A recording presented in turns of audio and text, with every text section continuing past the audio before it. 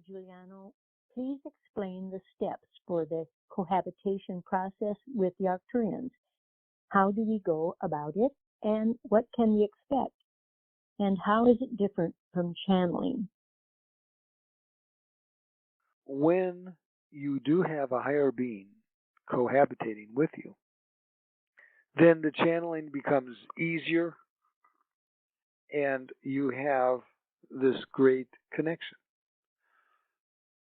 Now, cohabitation, as I have explained, has a negative and a positive aspect. And of course, your question is focused on positive cohabitation, which I define as a higher ascended master, fifth dimensional being, such as the Arcturians.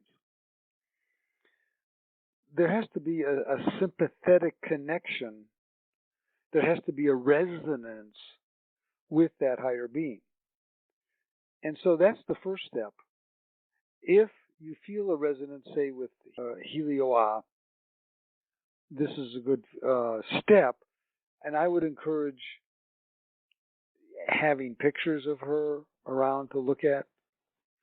I would encourage reading other things that maybe David has channeled from her, and meditating on her, and also asking that she cohabitate with you, that she come down.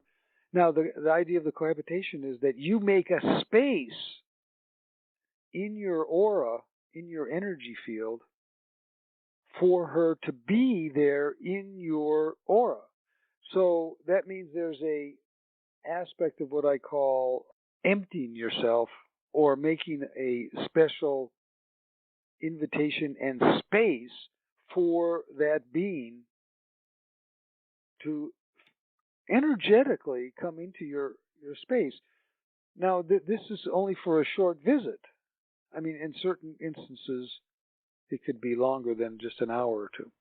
After you feel that connection and invitation, then the next step would be to go into a light trance, which most of you are able to do now.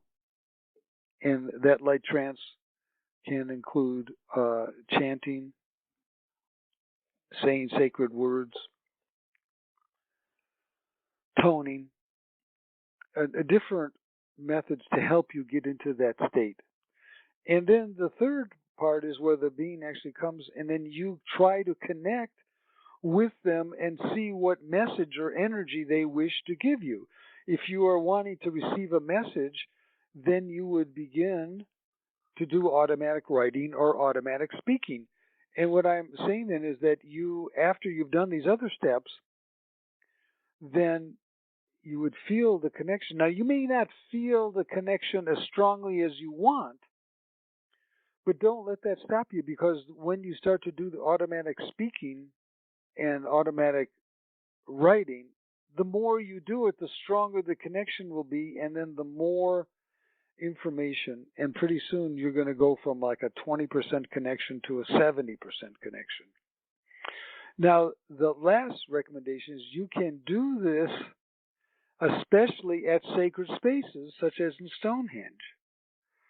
And oftentimes the first contact, the first connection for such a cohabitation appears or occurs in a power spot.